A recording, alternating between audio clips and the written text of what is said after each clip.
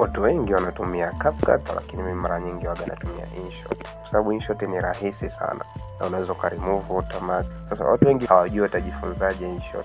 Sasa InShot wamekurahisishia. Unaweza ukaja hapa kwenye sehemu ya setting juu.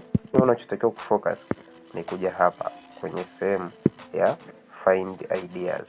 Ukienda hapo kwenye sehemu ya find ideas, utakuta kuna tutorials nyingi sana ambazo ni very fupi ambazo zina cover jinsi gani ya kutumia InShot app kuweza kuedit video zako. So tukibofya hapo kwenye find ideas, utaona kuna hizi nyingi sana ambazo ni official kutoka kwenye InShot.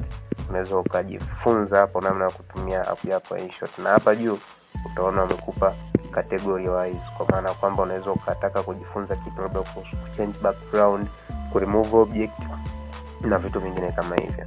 So tumia muda wako, jifunze, ongeza skills kila siku. InShot inaweza kukusaidia wewe ukaedit video zako, lakini ukaedit video za watu wengine, ukatengenezea reels, video content, ukaanza kuongeza pesa.